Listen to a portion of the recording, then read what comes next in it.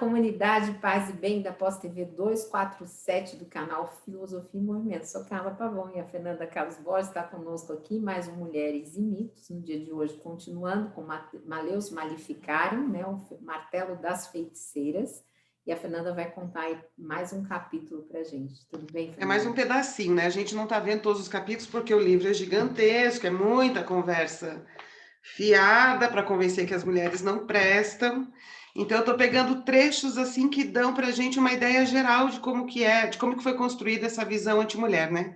E hoje a gente vai conversar uma coisa assim, eu vou contar para vocês uma coisa pitoresca, então não vai ser tão pesado esse início, né? Que é aquela imagem da bruxa voadora, da bruxa que voa com a vassoura, né? Que é uma imagem que se tem daquela bruxa que pega a vassoura e sai voando montada no cabo, né? Todo mundo conhece essa imagem, que ela está nos filmezinhos, nos desenhos animados, nos filmes, enfim. E eles falam disso, eles falam dessa bruxa voadora e que voa na vassoura. Então, o que era o imaginário mágico, né? Claro, essa parte é pitoresca, a gente sabe que isso depois tem... Então, eu estou rindo por causa disso, né? Porque essa imagem não foi criada num estúdio Disney, foi criada num livro inquisidor, né? Isso que eu estou querendo dizer, né? Então, eu vou ler um trechinho aqui quando eles falam dessa magia da bruxa voadora, tá? E depois uma outra história também, que é muito parecida com a história da Bela Adormecida, que é da bruxa que fica muito inconformada porque não é convidada para um casamento. Então, exerce faz um feitiço contra todos, né? Então, são essas duas histórias que eu vou contar. Então, hoje vai ser um pouquinho mais pitoresco, assim. Se der tempo, depois eu vou contar outra parte que não é nada pitoresco, que ele fala, então, da força da bruxa no silêncio, sob tortura, quando ela, então, é capturada. Não sei se vai dar tempo de falar isso hoje. Vamos fazer, talvez, um dia mais leve hoje, né? Vou contar a história, então, da bruxa voadora. Eu vou ler, tá? Um trechinho. Eis, enfim, o seu método de transporte pelo ar. De posse da pomada voadora. Lembram que eu falei que as parteiras foram vítimas em massa mesmo deles, e as curandeiras, as mulheres que tinham conhecimento tradicional, médico de cura, e elas também eram capturadas, lembram? Que até o argumento no vídeo passado que eu mostrei para vocês, era assim, olha, elas criam mesmo ali a doença no animal, na plantação, para que as pessoas vão até elas e peçam os remédios, e aí fiquem dependendo do poder dela, que é um poder demoníaco, né? Então, essas mulheres que tinham esse saber, elas eram mesmo capturadas e mortas junto com as parteiras, né? Então, só para pontuar aqui um parênteses, que eu vi que no vídeo passado essa frase não estava lá, e essa frase é muito importante, né? Então, foi um assassinato de mulheres e um assassinato de saberes.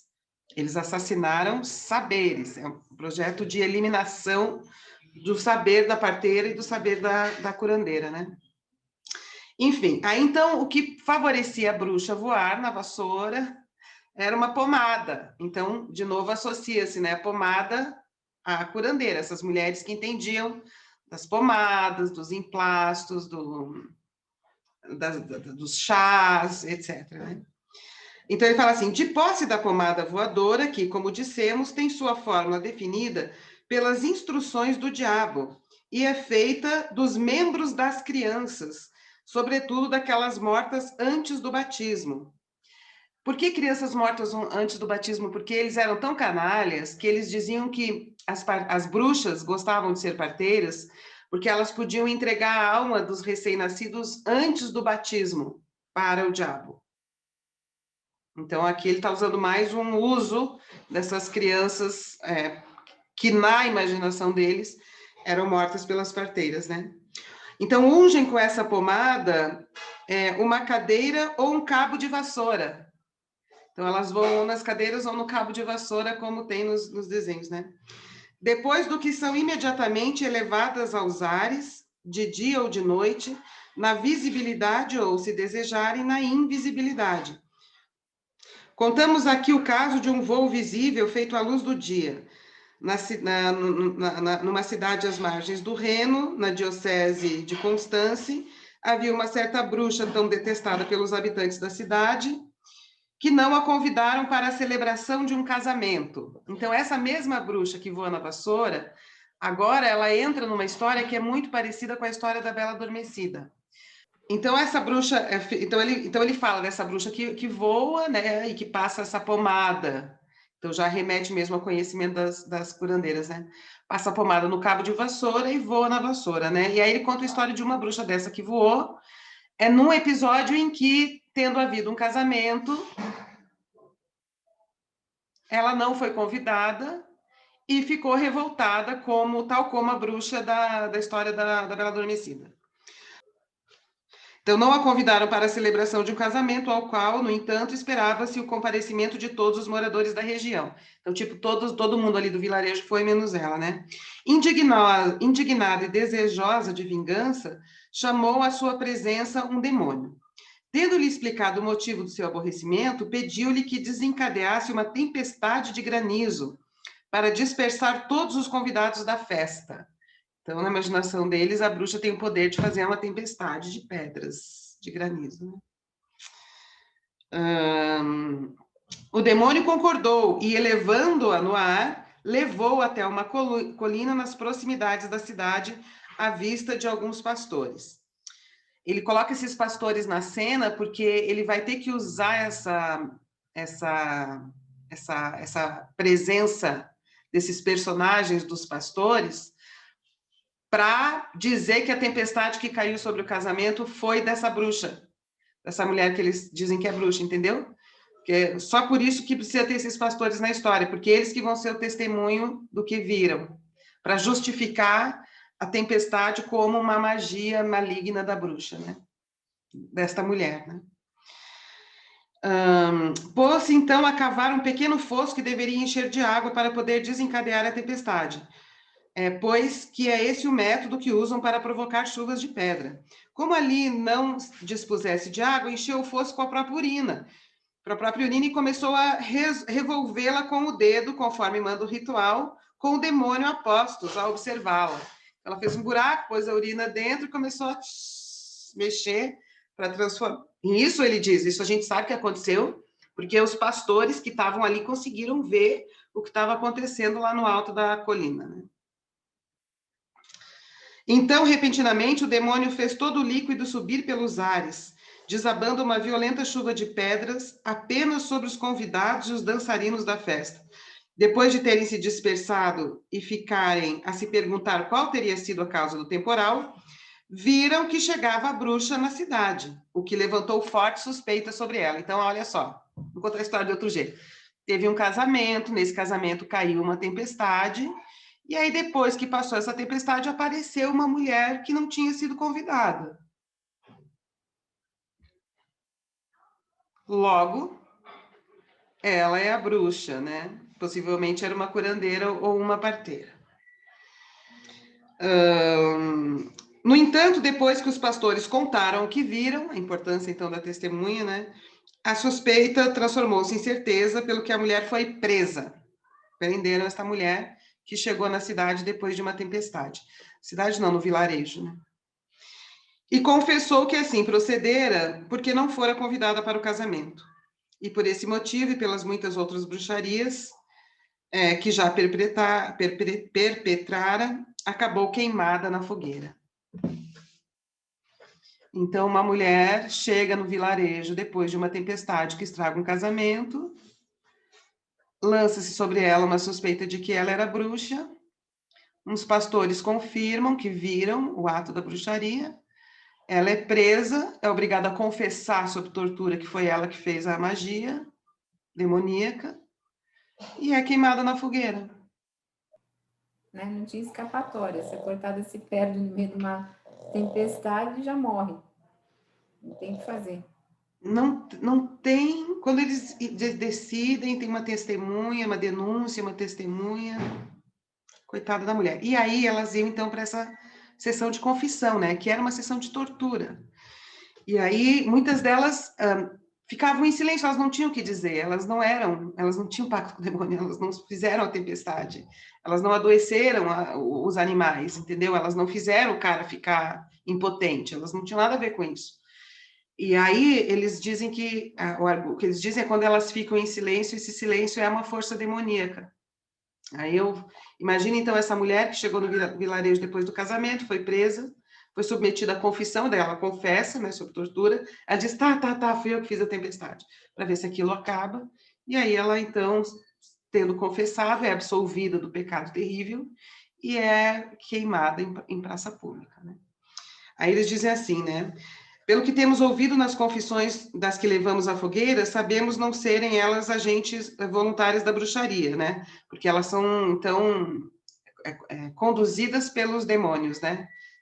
São os demônios que fazem com que elas se transformem em bruxas, né?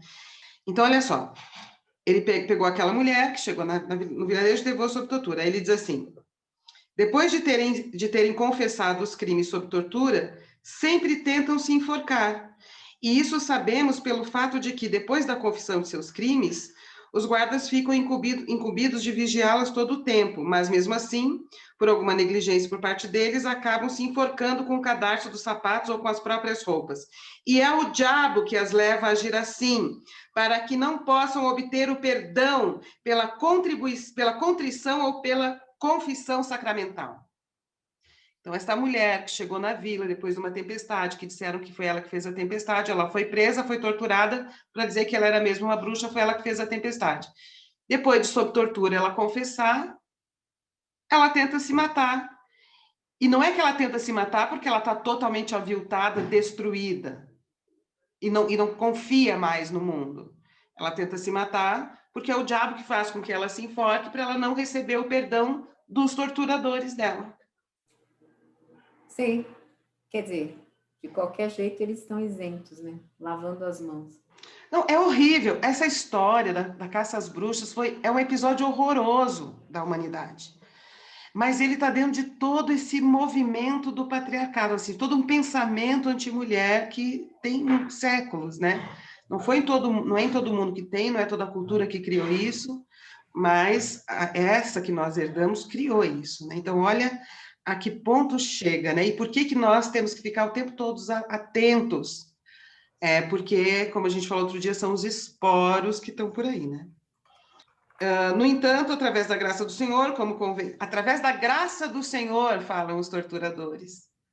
Está aparecendo até a família com Deus, né, pela liberdade, pelo AI-5, que é a autorização do Estado de capturar pessoas e sem que elas sejam submetidas a um julgamento justo, colocar num porão e obrigar as pessoas a confessarem coisas sob tortura. Em nome de Deus, eles falam isso.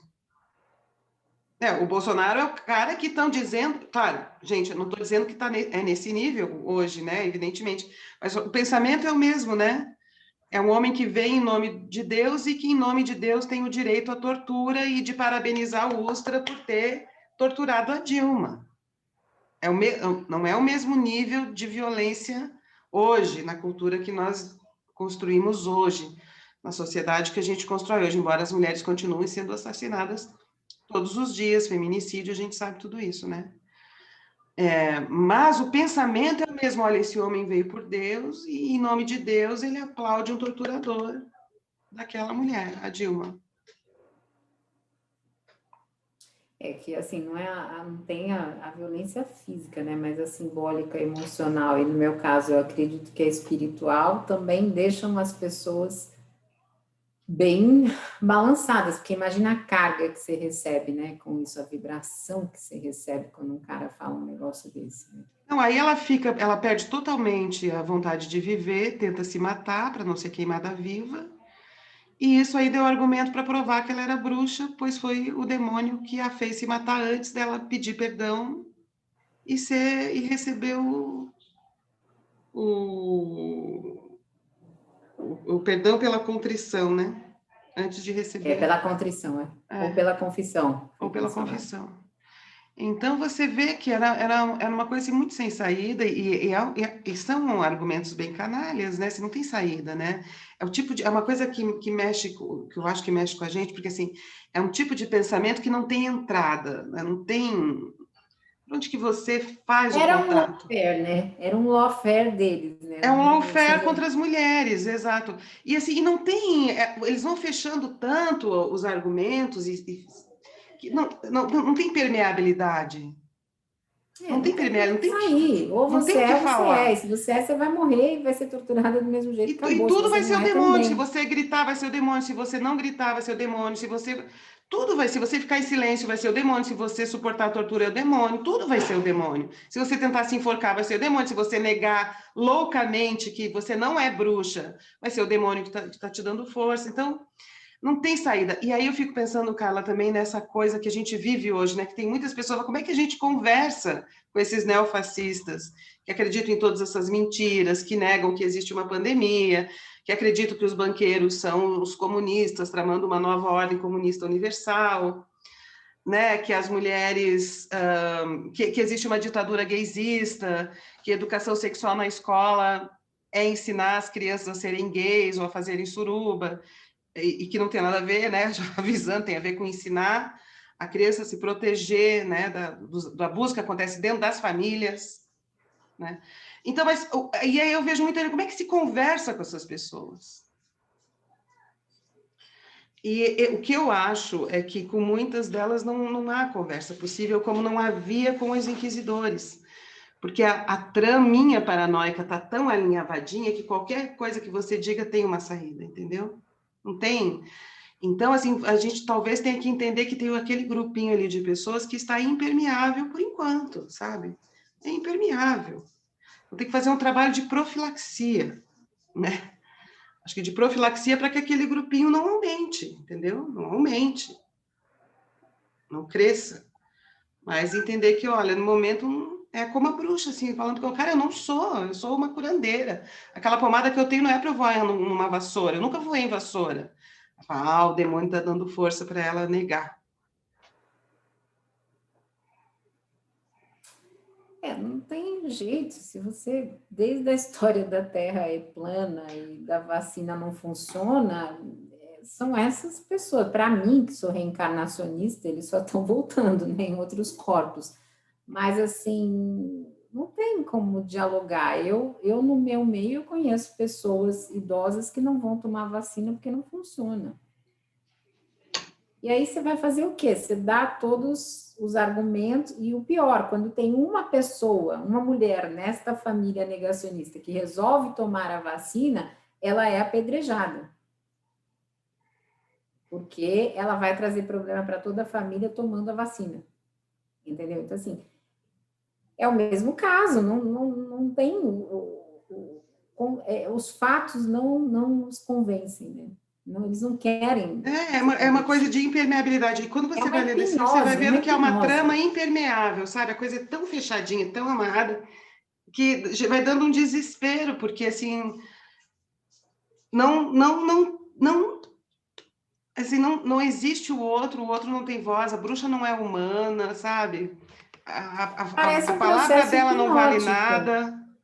Parece um processo hipnótico coletivo, porque assim, você não consegue, por mais que você argumente, mostre, né? É que nem esse kit precoce. Gente, já está mais que provado, tem artigo, tem tudo, dizendo, oh, não adianta você tomar.